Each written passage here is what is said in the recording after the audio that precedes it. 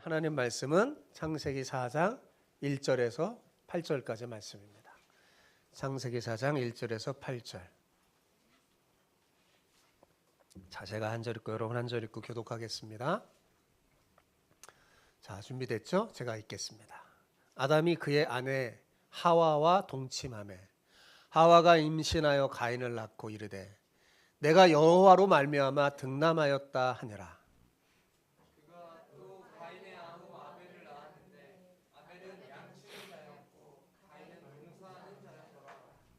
세월이 지난 후에 가인은 땅의 소산으로 제물을 삼아 여호와께 드렸고 아벨은 자기도 양의 첫 새끼와 그 기름으로 드렸더니 여호와께서 아벨과 그의 제물은 받으셨으나 가인과 그의 제물은 받지 아니하신지라.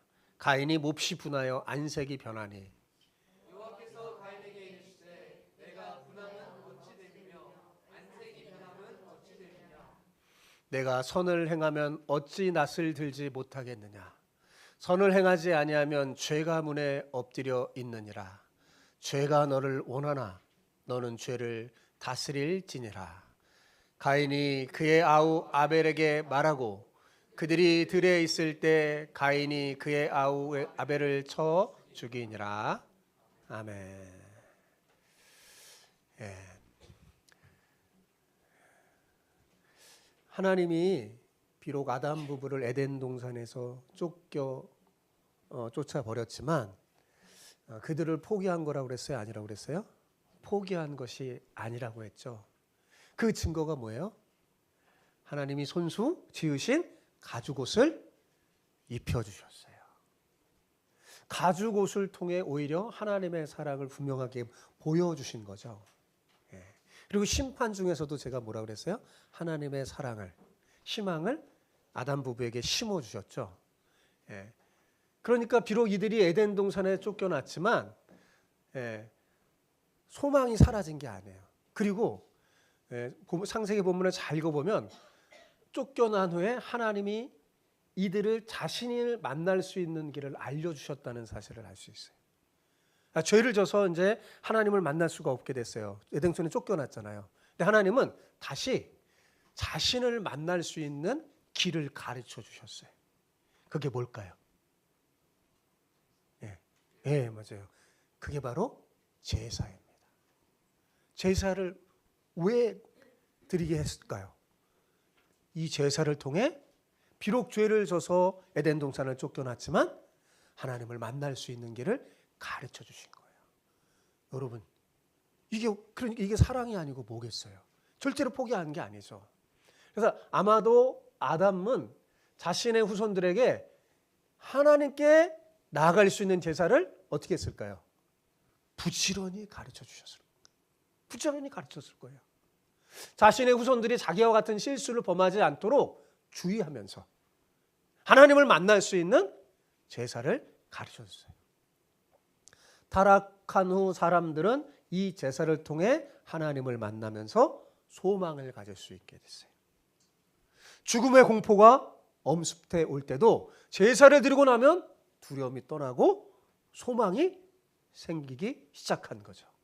여러분, 제사는 하나님을 만나는 유일한 방법이었으며 은혜를 받을 수 있는 유일한 통로였어요. 그런데 문제는 사람들이 이 귀중한 은혜를 제대로 받아 누리지 못했다는 사실입니다. 왜냐하면 이 마음 속에 들어온 이 죄가요, 사람들의 마음을 막 흔들어 놨기 때문에 그렇습니다. 여러분, 마음을 지키지 못하면 어떻게 될까요? 우리는 쉽게 죄를 짓습니다. 우리 마음을 지키지 못하면 우리는 자꾸 엉뚱한 일을 하게 돼요. 가인이 인류 최초의 살인이라는 끔찍한 죄악을 저지른 것도 바로 뭘 지키지 못해서였을까요? 자기 마음을 지키지 못해서여서 그런 거예요. 그래서 잠언 기자는 모든 지킬 만한 것 중에 더욱 뭘 지키라? 마음을 지키라고 한 겁니다. 이 시기와 질투심, 이 마음을 지키지 못해서 가인이 엄청난 죄를 짓게 된 거예요. 그런데 이 본문은 이 가인 같은 사람도 하나님이 포기하지 않고 고쳐주시려고 찾아오는 사랑의 하나님의 모습을 보여줘요. 아까 본문 읽었지만 하나님이 가인 찾아오셨어요, 안 오셨어요? 찾아오셔서 얘기하셔. 그죠? 이게 뭘 말하는 겁니까? 가인을 미워하는 게 아니에요. 가인을 사랑하시는, 가인도 포기하지 않으시는 하나님의 모습을 우리는 본문에서 볼 수 있습니다. 그리고 오늘 우리는 이 본문을 통해서 가인과 아벨이라는 이 두 인물을 통해 그러면 오늘날 우리가 어떻게 살아가야 하는가, 그 삶의 방향을 발견할 수 있어요. 그건 뭐냐면 참된 예배자로 살아가는 겁니다. 자, 뭐로 살아가는 거라고요? 참된 예배자로 살아가는 거예요.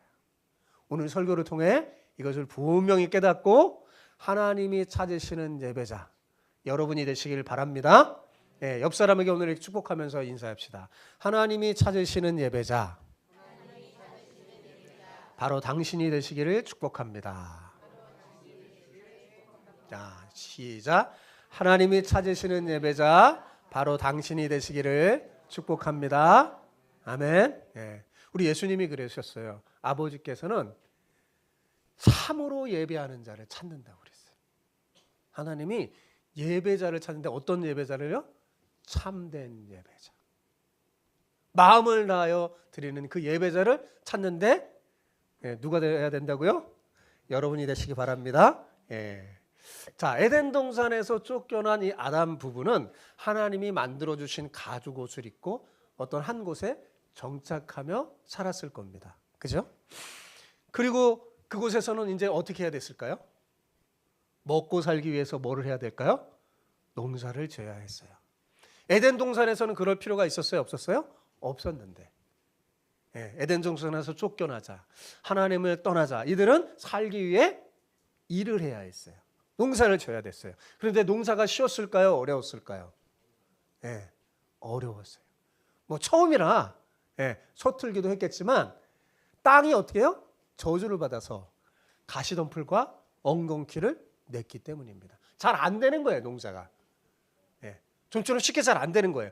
그러니 얼마나 힘들었겠어요. 그러나 그렇게 힘들게 살아가는 와중에서도 한 가지 소망이 있었어요. 그건 뭐예요? 하나님이 자신들을 아직 포기하지 않고 사랑하신다는 사실을 알았기 때문입니다. 비록 에덴 동산에서처럼 하나님을 직접 만날 수는 없었지만 하나님께서 제사하는 법을 가르쳐 주셨고 그 제사를 통해서 하나님을 만날 수 있었어요. 그러던 어느 날 아기가 태어났어요. 자, 1절 볼까요? 아기가 태어났어요. 1절. 자, 같이 읽읍시다. 시작. 아담이 그의 아내 하와와 동침하매 하와가 임신하여 가인을 낳고 내가 여호와로 말미암아 득남하였다 하니라. 아마 하와가 10달 동안 이렇게 임신을 하고 출산을 했는데 어땠을까요? 죽을 고생을 다 했을 거예요. 여기 다 경험자잖아요. 여기 엄마들. 진짜 죽을 고생을 했을 거예요. 그런데 막상 아이가 태어나서 막 우는 아이의 모습을 보니까 뭐예요? 희망이 생긴 거예요. 아이를 낳는 중에 자기가 죽을 줄 알았는데 아기도 살고 자기도 사는 걸 보니까 소망이 생긴 거야. 우리 친구들 엄마가 얼마나 힘들게 여러분 낳은 줄 아세요? 죽을 고생을 해서 낳은 거예요. 죽을 고생해서. 그래서 아이의 이름을 뭐라고 줬다고요? 뭐라고요? 가인이라고 줬어요. 그 이름의 뜻은 얻다라는 뜻이에요. 그러니까 이름의 뜻이 아주 좋아요. 왜 얻다라고 줬냐? 하나님이 주셔서 얻었다, 그런 뜻이에요. 얻음, 그런 뜻이에요. 그런데 시간이 지나서 또 아들을 낳는데 이번에는 그 아들의 이름을 허무라는 의미를 가진, 별로 좋지 않은 부정적인 의미, 뭐예요? 허무라는 이름을 가진 아벨이라고 줬어요. 우리는 성경 기장 보면 아벨이 좋으니까 아벨이 무슨 이름 뜻이 더 좋을까 생각하는데 그렇지 않아요. 가인의 이름들이 훨씬 좋고 아벨은 뭐야? 허무라는 뜻이에요. 전도서에 나오는 허무라는 단어가 똑같은 단어예요. 근데 이상하죠, 여보. 여보래는 죄송합니다. 죄송합니다. 자연스럽게 여러분을 웃게 하네 제가. 가끔가다 제가 성경을 막 설명해 줄 때가 있어갖고 예, 정말 이상하죠. 예. 아유. 예. 왜 첫째 이름은 희망 속에서 가인이라는 좋은 이름을 지고 둘째 아들은 허무라는 별로 부정적인 의미의 아벨이라고 졌을까요? 예. 왜 그런 것 같아요? 성경에는 구체적으로 그 이유가 나와 있지 않아서 잘 모르지만 다만 짐작은 할 수 있어요. 자, 첫째 아들을 낳을 때만 해도 희망 속에서 자신들이 지금 이 고통의 삶이 그리 오래되리라고 생각하지 않은 것 같아요. 예. 그래서 나름대로 열심히 살았는데 왜 그러냐면 하나님이 다시 자기들을 에덴 동산으로 불러줄 거라고 생각했어요. 그런데 좀처럼 하나님이 자신들을 에덴 동산으로 불러줘요, 안 불러줘요? 불러주지 않는 겁니다. 시간이 갈수록 그러니까 점점 뭐예요? 희망이 사라지고 삶의 환경은 에덴 동산에서 너무 잘 살아봤잖아요. 그러니까 악조건 속의 환경에서는 더 힘들었겠죠. 훨씬 힘든 환경 속에 살던 중에 둘째 아들이 태어난 거예요. 그러니까 실망 속에 허무라는 뜻의 이름을 가진 아벨이라고 지은 것이 아닌지 짐작해 봅니다. 여러분 이것은 제가 짐작해 본 거예요. 네, 성경에 기록된 게 아니다. 근데 충분히 그랬을 것 같아요. 그래서 아벨이라고 줬어요. 아무튼 여러분 이런 가운데 아마도 아담은 두 아들에게 뭘 가르쳤을까요? 제사를 가르친 거예요. 자신들이 본래 에덴 동산이라는 곳에서 참 행복하게 살았는데 그만 사탄의 유혹에 빠져서 죄를 짓는 바람에 에덴 동산에 쫓겨나서 지금 여기서 고생하고 살고 있다고 얘기해 줬을 겁니다. 그러면서 하나님이 어떤 분이며 왜 제사를 우리가 드려야 하는지 알려줬을 거예요. 예. 그리고 너희들이 제사를 드리며 하나님을 만나면 어느 날 어느 순간에 하나님께서 이 모든 것을 다 회복하시고 예. 하나님의 놀라운 복을 받게 될 것이라고 부지런히 가르쳤을 거예요. 그래서 본문에는 아담의 두 아들이 드리는 제사가 본문에 뭐예요? 초점인 거예요. 여러분 성경에 시작하면서 인간이 타락한 다음에 첫 번째 이야기가 제사, 예배에 관한 이야기라는 것은 여러분 우리가 깊이 생각해 봐야 돼요. 이게 회복의 첫 단추예요. 성경은 가인은 어떤 사람이라고 그랬어요? 농사하는 자고 아벨은 양을 치는 자라고 소개합니다. 아마도 아담은 큰 아들인 가인을 자신의 뒤를 이은 생계에 중요한 농사를 짓게 한 것 같아요. 자, 아담은 뭐였을까요? 농사꾼이었어요. 그죠? 가족을 살려야 되니까 너는 땅을 기근에서 해야지 가족을 먹여 살려야 된다. 그래서 큰 아들에게 자기의 뒤를 이어서 농사꾼이 되게 하고 작은 아들 아벨은 그보다 덜 중요한 양 키우는 목자가 되게 한 겁니다. 여러분 당시는요 지금은 농사꾼을 여러분 막 별로 대단하게 여기지 않지만 이때 당시에는 농사꾼이 이거예요. 농사꾼이 최고라고요. 그렇죠? 농사 짓는 것이 양을 키우는 것보다 훨씬 더 중요하고 우위에 있어요. 왜 그럴까요? 농사는 직접 땅에서 소득을 얻어서 그들이 살 생계에 직접적인 영향을 끼고 생명이 달려 있잖아요. 그죠?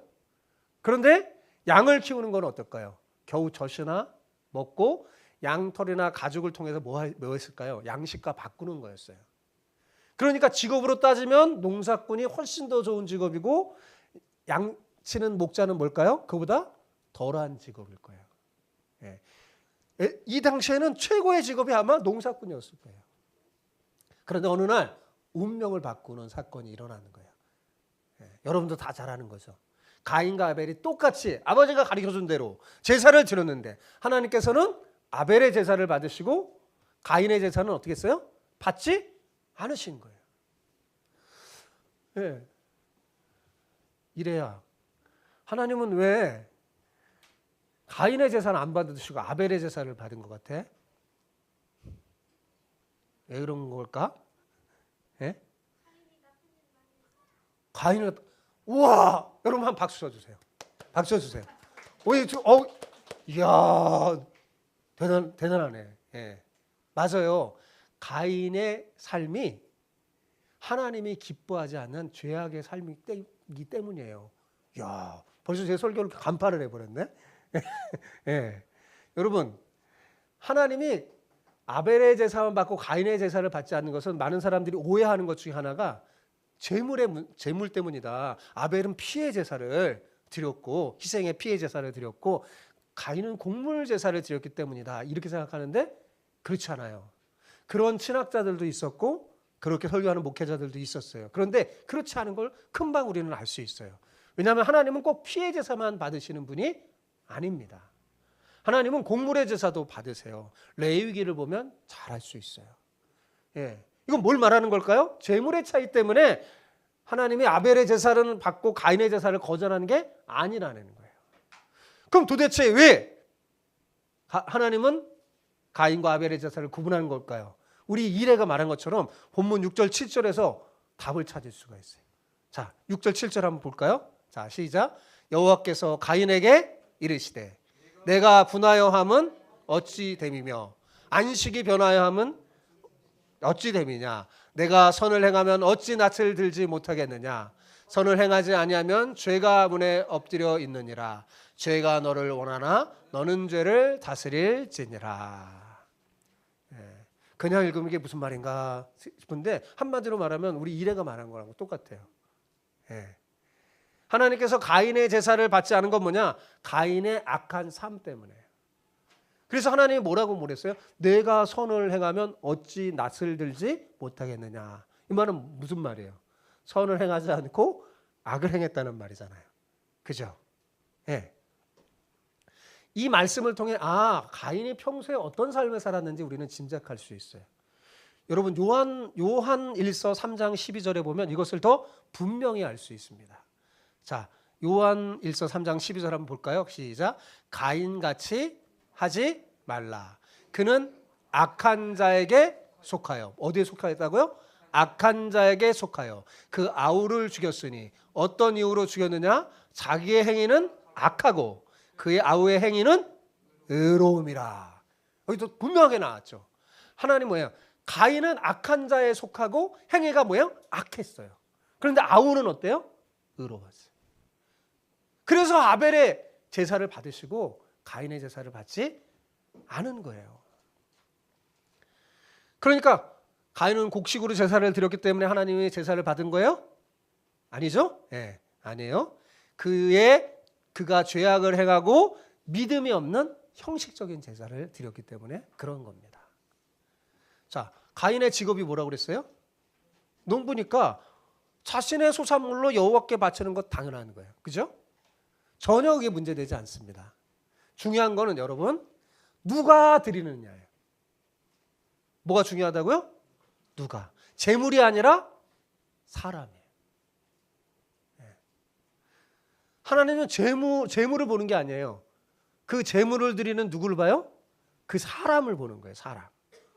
하나님께서는 우리가 예배를 드릴 때 우리가 가지고 오는 예물보다는 그 예물을 드리는 우리가 어떤 사람인지 보는 겁니다. 하나님께서는 아벨의 제물만 받으신 게 아니라 아벨 자신을 받은 거예요. 아벨 자체를 받은 거예요. 하나님께서 가인의 제물만 받지 않은 게 아니라 뭐예요? 가인을 받지 않으신 거예요. 그러니까 하나님께서 아벨의 제사를 받은 것은 그 삶 자체가 하나님 보시기에 받을 만한 제물이었기 때문에 그런 겁니다. 그 아우의 행위는 의롭고 그랬잖아요. 여러분 이걸 통해 우리는 뭘 알 수 있습니까? 오늘날 우리의 예배도 또 마찬가지라는 겁니다. 아무리 형식에 맞는 그런 예배를 할지라도 아까 우리 불렀잖아요. 삶이 없는 예배는 하나님이 받으실 수 없는 예배인 거예요. 죽은 예배가 되는 거죠. 하나님이 진정 원하는 것은 재물 자체가 아니라 재물을 드리는 사람이라는 거 잊지 마시기 바랍니다. 예. 그게 내가 하나님이 받을 만한 그런 존재가 돼야 되는 거예요. 하나님께서는 평소에 악을 행하고 선을 행치 않았던 가인의 제사를 받으실 수가 없으셨던 거예요. 그러나 반대로 뭐예요? 아벨은 평소에 뭐 했다는 거예요? 선을 행하고 의로웠어요. 그런 삶이 있기 때문에 기쁘게 받았어요. 옛날 성경에는 연락하셨다고 그랬어요. 그건 뭐 기쁘게 받으셨다는 그런 말이에요. 예. 이걸 또 우리는 성경을 통해서 여러 차례 확인할 수 있어요. 자, 성경 또 이걸 아벨의 행위를 증언하는 성경이 또 있는데 여러분 잘 아는 히브리서 11장 4절이에요. 같이 한번 볼까요? 자, 읽어봅시다. 시작. 믿음으로 아벨은 가인보다 더 나은 제사를 하나님께 드림으로 의로운 자라 하시는 증거를 얻었으니 하나님이 그 예물에 대하여 증언하심이라. 그가 죽었으나 그 믿음으로써 지금도 말하느니라. 비록 짧은 생을 살고 아벨은 죽었지만 하나님이 그 믿음을 인정할 정도로 아벨은 어떤 사람이에요? 믿음의 사람이요, 의로운 사람이었어요. 여기서 우리가 분명히 알 수 있는 건 뭐예요? 가인과 아벨의 제사가 이렇게 딱 구분되는 것은 그들이 드린 제물에 있는 게 아니라 뭐에 있다고요? 삶에 있다는 것. 잊어버리지 마시기 바랍니다. 예. 여러분, 사람이 타락하기 전과 후는 엄청난 차이가 있어요. 사람이 타락하기 전에는요, 하나님이 주신 선한 마음이 있었어요. 마음이 다 선해.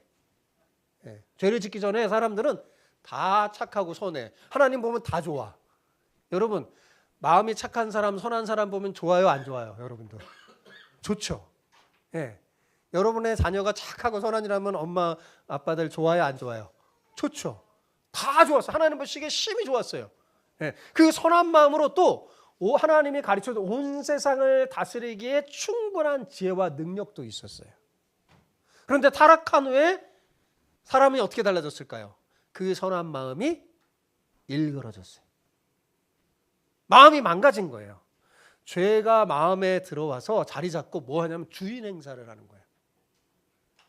그러면서 죄가 어떻게 하냐면 우리 마음을 막 부추게 해요.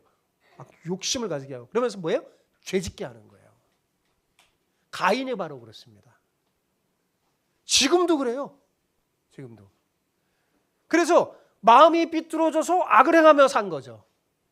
여러분, 그가 제사를 드렸으니 하나님이 받으실 리 없으시겠죠? 받을 수 없는 거예요.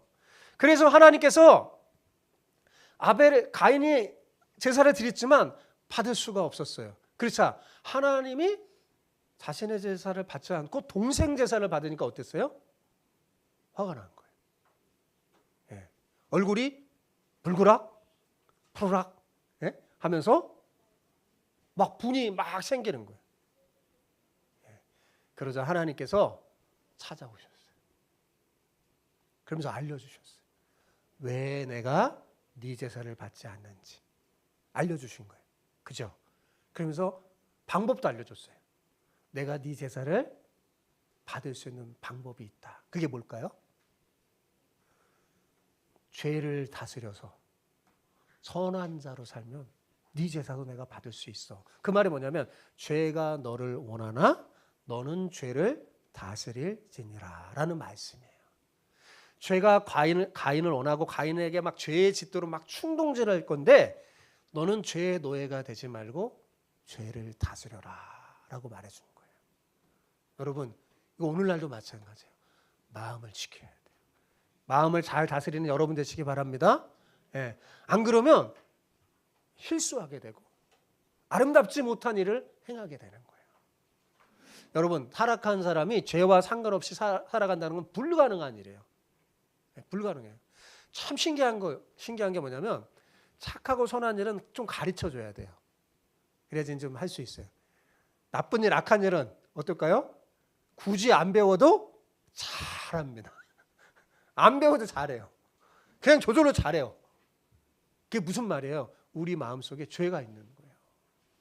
예, 죄가 자리 잡고 있는 거예요. 하지만 성경은 분명히 말합니다. 뭐라고요? 너는 죄를 어떻게 하라고요? 다스리라 그랬어요. 잘 들으시기 바랍니다. 우리는 뭘 어떻게 해야 돼요? 죄를 다스려야 돼요. 죄 짓고 싶은 마음이 우리에게 있어요. 그런데 거기에 끌려다니지 말고 뭐 하라고요? 다스리라고 했습니다. 만일 우리가 죄를 다스리지 못하면 어떻게 될까요? 가인처럼 됩니다. 그러나 죄를 짓고자 하는 마음이 있을지라도 죄를 다스리라는 지엄하니 하나님의 명령에 순종하면 어떻게 될까요? 우리 마음속에 있는 죄가요, 꼼짝도 못하고 있는 거예요. 사라지는 건 아니에요. 웅크리고 있는 거예요. 활동을 못해요. 여러분, 우리 몸도요, 각종 세균 바이러스가 우리 몸속에 있을까요, 없을까요? 다 있어요. 근데 여러분이 왜 건강하게 사느냐? 건강한 세포가 다스리는 거예요. 네. 다스리니까 뭐예요? 이 세균들 바이러스가 꼼짝 못해요. 근데 약해지면 어떻게 돼요? 다스리지 못하면 어떻게 돼요? 네, 거기에 감염돼 갖고 그래서 아픈 거예요, 몸도. 네, 영혼도 마찬가지. 영혼도 마찬가지. 우리가 하나님의 말씀을 딱 듣고 진짜 그런 마음이 막 와더라도 내가 딱 다스리면 저희가 꼼짝도 못하고 딱 있게 되는 거예요. 하나님은 왜 하나님이 가인을 찾아오셨느냐?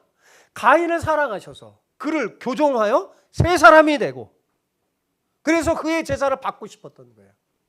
그래서 어떻게 하면 너의 제사를 내가 받을 수 있는지 하나님이 알려줬다고 그랬어요? 안 알려줬다고 그랬어요? 알려줬어요. 그러면서 얘기해 줬어요. 더는 죄의 욕망으로 이렇게 살지 말고 선을 행함으로 그 죄의 욕망을 다스려라 라고 권고했어요. 이 말은 뭘까요? 가인이 악을 버리고 선을 행하면 그의 제사를 받겠다는 약속이나 다름없는 거죠. 예. 그 말이에요, 이게 사실은. 그러니까 하나님께서 가인을 버린 게 아니라는 것을 오늘 본문이 분명하게 말해줘요. 만약에 버렸다면 찾아왔을까, 안 찾아왔을까요?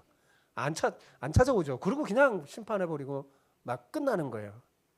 하나님 찾아오시잖아요. 누구든지 회개하면 하나님은요 언제든지 용서하고 받아주세요. 하나님은요 죄인 하나가 회개하면 얼마나 기뻐하는지 몰라요. 천국에서 잔치를 벌일 정도로 기뻐하세요. 그런데 안타깝게도 가인은 하나님의 이 큰 호의를 저버리고 말았어요. 정말 마음에 새겼어야 되는데 그럼 성경에 다시 기록됐을 거예요. 그런데 하나님의 말씀을 무시해버렸어요. 그러니까 어떻게 됐어요? 그 결과 자기의 형제 아벨을 죽이는 최초의 살인자가 되고 말았죠. 그래서 오늘날 이렇게 저의 설교에도 언급되는 부정적인 사람의 모델이 되어버렸잖아요. 가인은 인류 역사상 처음으로 자기 형제를 죽이는 그런 끔찍한 악한 자가 되고 말았습니다. 시기와 질투로 아벨을 죽이는 용서받지 못할 살인죄를 범하고 말았어요. 성경은 그가 그렇게 되기까지 결정적인 원인이 뭔지 우리에게 알려줘요. 여러분 그 원인이 뭘까요? 원인을 알려주잖아요. 그 원인이 뭐예요? 제사를 통해 하나님께 나아가는 길을 소홀히 여겼기 때문에 그런 겁니다. 네. 참된 예배자로 살지 못했어요. 자기 마음도 다스리지 못하고. 예배에 실패한 가인이 인생에도 실패하고 만 겁니다. 그렇습니다, 여러분. 예배에 실패하면 인생도 실패한다고 성경은 가르쳐줘요. 왜 그럴까요? 여러분, 오늘날 우리도 역시 예배를 통해서 하나님을 만나기 때문에 그렇습니다. 우리 지금 이 예배의 순간 되게 중요한 게 뭐냐면 여기가 은혜를 받는 은혜의 방편이에요. 예배를 통해서 우리는 지금 말씀을 듣잖아요. 들으면서 하나님의 교훈과 생각의 말씀을 듣게 돼요. 그죠? 그러면서 이 말씀으로 내 인생을 교정하는 거예요. 네. 교정을 받아서 그래서 그래 하나님의 말씀대로 살아야지 하면서 그 길대로 살아가는 사람에게 인생의 성공의 길을 복의 길을 열어주세요. 하나님이. 성령을 통해 길도 열어주시고 함께 하시고 하나님의 말씀의 뜻대로 살면 그 길을 하나님이 책임져 주세요. 그 신명기에서 그렇게 하나님 약속하는 거예요. 들어가도 복을 받고 나가도 복을 받고 하나님 함께 하시는 거예요. 그게 어디서 그것을 얻는 거라고요? 예배를 통해서. 그런데 예배를 실패하면 어떻게 돼요? 듣지를 못하잖아요. 하나님의 교훈과 책망을 듣지 못하고. 그래서 예배를 실패하면 어떻게 돼요? 가인처럼 망령된 행위를 하게 되고 그렇게 가인처럼 망령된 행위를 하면 우리 역시 실패한 인생이 될 것임을 주의하며 사시기 바랍니다. 그렇게 되는 거예요. 여러분 설교를 정리할게요. 자, 우리 오늘 본문에서 우리가 무심코 넘어갈 수 없는 표현이 하나 있어요. 그것은 뭐냐면 가인은 그냥 땅의 소산으로 제물을 삼아 여호와께 드렸다고 돼 있고 아벨은 어떻게 드렸다고 그랬어요? 양의 첫 새끼와 그 기름으로 드렸다고 말합니다. 이 표현이 중요해요. 자, 그러니까 이게 무슨 말이에요? 가인은 그냥 자기의 소유 중에 하나를 드린 거예요. 농사꾼이니까 자기의 소득물 중에서 하나를 드린 거예요. 네. 그런데 아벨은 양의 첫 새끼와 그 기름을 드렸다는 것은 성경에 첫 것, 그거는 뭐냐면 가장 좋은 거를 드렸다는 의미예요. 그러니까 아벨은 뭐예요? 가장 좋은 걸 정성스럽게 드린 겁니다. 자, 그러면 물어볼게요. 아벨은 어디서 이런 생각을 하게 됐을까요? 어디서 이런 생각을 하게 됐을까요? 이하나, 아벨은 어떻게 이렇게 좋은 것을 하나님 앞에 드릴 생각을 갖게 된 것 같아? 그냥 얘기해도 돼. 틀려도 돼. 예. 왜 그런 것 같아요? 예. 아버지 아담에게 배운 겁니다. 자, 보세요. 제가 설교 첫 번에 안 했잖아요. 아담이 신경 쓴 게 뭐예요? 제사를 가리킨 거예요. 나처럼 실수하지 말아라. 예. 하나님을 만나는 방법 알려줬어요. 아버지에게서 배운 거예요. 하나님 앞에서 제사할 때 가장 좋은 걸 드려야 한다는 말. 레위기에 보면 더 잘 나오죠. 예. 그거 배운 거예요. 그런데 가인은 그의 아버지의 말을 귀담아 듣지 않은 겁니다.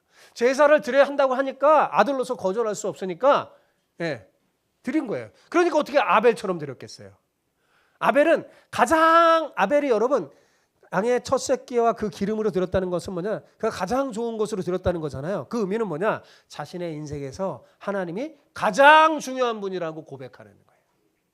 그러니 그는 하나님을 어떻게 할까요? 가장 귀하게 여기고 가장 우선으로 여기겠죠. 그런 삶을 산 거예요. 네. 여러분, 우리의 예배가 이 아벨처럼 되기를 소망합니다. 아벨 같은 예배자를 찾는 거예요, 하나님이. 우리가 이것처럼 아벨처럼 예배드리면 하나님께서도 우리가 이 세상을 살아갈 때 그 누구보다 여러분을 귀하게 여겨주실 거예요. 나를 존중히 여기는 자를 내가 존중히 여기겠고. 그래서 하나님이 여러분이 하나님을 귀하게 여기고 하나님을 가장 우선으로 가장 좋은 것으로 하면 하나님도 가장 좋은 것으로 여러분에게 주시고 복 내려 주실 거예요. 예. 이득은 우리예요. 이득은. 예. 여기 부모님들 다 알 거예요. 자, 우리 자녀들이 가장 좋은 것으로 부모님을 이렇게 드리면 부모님 뭐예요? 부모님도 가장 좋은 것으로 여러분을 드리는데 비교하면 누가 이득일까요? 자녀가 이득이에요. 훨씬 더 많은 걸 부모는. 하나님은 어떨까요? 네. 하나님은 상상도 못할 정도죠. 하나님이 귀하게 여기시는데. 네. 사랑하는 성도 여러분, 그러니까 어떻게 해야 되겠습니까? 여기 부모된 여러분, 여러분의 자녀를 어떻게 키워야 되겠어요? 하나님이 찾으시는 예배자로 키우는 게 최고인 거예요. 여러분 자녀에게 어떤 인생을 살라고 가르칩니까? 혹시 열심히 노력하고 성공해서 돈 많이 벌고 잘 먹고 잘 살아야 한다 이렇게 가르치시나요? 예. 물론 그것도 좋습니다. 그런데 여러분 기억해야 돼요. 잘 먹고 잘 사는 게 다가 아닙니다. 자, 가인은 아벨보다 잘 먹고 잘 살았을까요? 못했을까요? 잘 먹고 잘 살았어요. 제가 아까 그랬잖아요. 농사꾼인데 당시 최고의 직업이에요. 가인은 아벨보다 잘 먹고 잘 살았어요. 당시 농사를 짓는 게 제일 부자요. 유능한 사람이었으니까요. 그런데 여러분, 가인이 아무리 잘 먹고 잘 살아도 참된 예배자로 서지 못하니 어떻게 됐어요? 망하고 말았잖아요. 여러분, 하나님이 인정하지 않는 인생은요, 사실 아무것도 아닙니다. 헛되고 헛될 거예요. 그래서 전도서 기자가 말하는 거예요. 인생이 하나님에게 인정받지 않는 이상 인생 아무리 많이 가져도 그가 왕이라도 헛되고 헛되니 모든 것이 헛되도다. 다 헛된 거예요. 여러분, 우리는 우리 자녀를 하나님이 찾으시는 예배자로 가르쳐서 가장 귀한 것을 하나님께 드리는 인생이 되게 가르쳐야 할 것입니다. 그렇게 가르치는 부모가 되시기 바랍니다. 그래서 어렸을 때도 아주 작은 용돈이라도 자, 부모인 우리가 가지는 이 재물도 사실은 하나님이 주시는 거예요. 알려줘야 돼요. 하나님의 것임을 기억하면서 그래서 우리가 자꾸 하나님께 드리게 하는 훈련. 예. 제가 이렇게 하는 건 저도 그렇게 가르쳤어요. 예. 그렇게 하는 거예요. 왜 제가 그렇게 그러면 우리 자녀가 최고로 하나님의 복을 받을 거라는 확신이 있기 때문에 그런 겁니다. 주일이 되면 아무리 바빠도 예배 드리는 자녀로 키울 때 하나님이 우리 자녀를 빛나게 해주실 거예요. 여러분, 자녀의 입신양명도 정말 중요하죠. 그러나 하나님께 영원히 칭찬받는 인생이 되게 하는 게 훨씬 더 중요합니다. 가장 귀한 것을 하나님 앞에 드리게 할 수 있는 자녀로 키우는 지혜로운 부모가 되시기 바랍니다. 여러분, 그것이 시간이 되든 물질이 되든 재능이 되든 가장 귀한 것을 먼저 하나님 앞에 드리게 가르치는 게 믿음의 부모의 사명이에요. 그게 진짜 자녀를 사랑하는 거예요. 자녀가 잘 되게 하는 거예요. 예비하는 믿음보다는 세상에서 공부 잘하고 스펙을 많이 쌓은 자녀로 키운다면 여러분, 그것은 현대판 가인으로 키우는 것과 마찬가지입니다.